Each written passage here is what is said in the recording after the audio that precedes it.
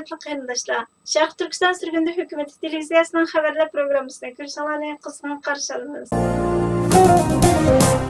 Baş ministerimiz Salih Xudoyer Efendi 26 may kuni CBN xabarlarining ziyoratini qabul qilib, 2018 yil 6 oyda Xitoyning Sharq Turkistondagi Uyg'ur va boshqa Turkiya xalqlariga yurgizayotgan vahshiylikni Amerika hukumati va Amerika qurultoyiga irqiy qirg'inchilik deb e'tirof qildirish maqsadida Amerikaning poytaxti Washingtonda Sharq Turkiston Milliy Uyg'unish tashkilotidagi sabdoshlari bilan namoyish qilayotgan vaqtda Xitoy josusi deb faraz qilingan bir ayolning uning yoniga kelib, uning Xitoyga setilish ehtimolining bor yo'qligini, setilsa qancha pulga setiladiganligini so'raganligini, setilmaydiganligini aytganda o'zi va oilasiga ziyon yetkazadiganligini aytib tahdid qilganligini, 2018 yili iyulda ishxonasiga kelib, uning qiz do'stining yo'qligini, uningga yordam qilishni xohlaydiganligini aytib qo'lini tutganligini, u ayolning chiqib ketishini talab qilganligini, 8 oyning 12 kuni Oqsaroyning oldida namoyish qilayotgan vaqtda Federatsiya tekshirish idorasi tarafidan terrorchi deb shubhalanib tutqun qilinib, yer osti uyda qo'li o'rindiqqa bog'lanib bir necha soat so'roq qilinganligini,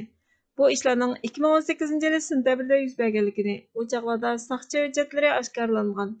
Hech kimning uning irqiy qirg'inchiligini e'tirof qilish talabini e'tiborga olmayotgan va millionlagan Uyg'urlarning jazo lagerlariga qamalib, irqiy qirg'inchilikqa uchrayotganligiga diqqatini markazlashtirmagan.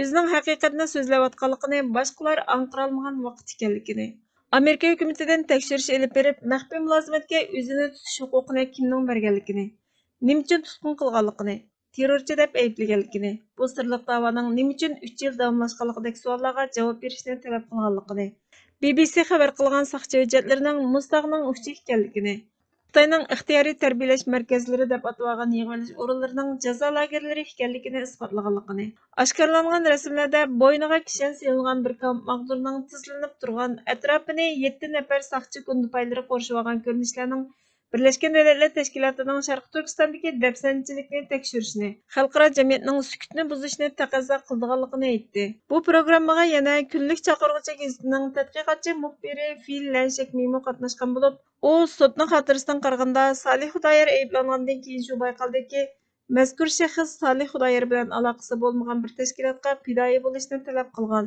Uningdagi yana nurg'un ma'lumotlar o'tirg'i chiqdi. Diloning to'xtab qolganligi haqida hech qanday tushuntirish berilmadi dedi. Washington pochtasi 29 may kuni e'lon qilgan Birleşken Devletler Teşkilatı qanday qilib Xitoyning irqiy qirg'inchiligini rad qilish tashviqotining quroliga aylandi degan temadagi maqolada Birleşken Devletler Teşkilatı kishilik huquq oliy komissari Mashal Bachelet Xitoyga ziyoratga berishdan burun Bayden hukumati va kishilik huquq jamiyati uning ziyoratining Kompartiyaning tashviqotining g'alabasiga aylanib qolishidan ogohlantirganligi. Ammo Bachelet bu ogohlantirishlarga parvo qilmay, Xitoyning Uyg'ur va boshqa Turkiya xalqlariga qaratilgan irqiy qirg'inchiligi va boshqa bostirish siyosatlarini inkor qilishga yordam berib, kishilik huquq javobgarligini surishti qilmaganligi, Xitoy hukumatining Sharq Turkistondagi bostirish harakatini aniq ayblaganligi. Shanba kuni Blinken bayonot e'lon qilib, Beijingning Bacheletning harakatini cheklaganligini tanqid qilganligi, shunga uning Xitoydagi kishilik huquqni to'liq va mustaqil baholashining mumkin emasligi, Sharq Turkistonda irqiy qirg'inchilikning yuz berayotganligini aytganligi, hech qanday axborot vositalarining Bacheletni ziyorat qilishiga ruxsat qilinmaganligi, hatto uning hukumat sirtidagi suhbatlashlarning Xitoy hukumati tarafidan tanlanganligi. Bachelet chorshanba kuni Xitoy prezidenti Xi Jinping bilan silliq yig'in chaqirganda, Xitoy raisi Xi Jinpingning Bacheletning Xitoydagi kishilik huquqining ilgirlaganligiga hayron qolganligini aytganligi. Bacheletning o'zining inovati va Birleşken Devletler Teşkilatı'ning kishilik huquq masalasidagi umumiy inovatiga buzg'unchilik qilganligi, Xitoyning qo'rqmay keng ko'lamlik vahshiylik qila oladiganligiga ishonganligi, dunyoning Uyg'ur qirg'inchiligini to'xtatmaganligi haqida tarix kitoblari yozilganda Bacheletning sayohatining nurg'ulg'an nomussiz qismatlarning biri bo'lib qolganligi bayon qilindi. Sharq Turkiston Surgundi hukumati Twitter hisobidan buningga inkas qaytirib, Xitoyning mustamlikasi va ishg'oliyatini oxirlashtirish va Sharq Turkistonning mustaqilligini asliga keltirish bo'lsa, Xitoyning Sharq Turkistonda yurgizayotgan irqiy qirg'inchiligini oxirlashtirish, Sharq Turkistondagi Uyg'ur va boshqa turk xalqlarining kishilik huquq, erkinlik va mavjudligiga kafolatlik qilishdagi birdan-bir chora dedi. Vatanim tarixi ustun qadrlik o'ng so'llari, arslanlar izlari, pirlar chiniqqan yo'llari, qahramonlar ustixonidan qurilgan ho'llari, kimki xoin bu vatanga qurisin put qo'llari. erkin azat gülleniş jarayonidin ayrılmasın. Əsrlər qəflət cəhalətlərdə qalğan bolsumu, göz açalmay cahili nadanlıqda yatqan bolsumu, dəvirlərdin xaruzarlıqlarga patqan bolsumu, köp zamanlar zulmü külpətlərni tartqan bolsumu, həmdə parlaq bəxtlik dəvranidin ayrılmasın.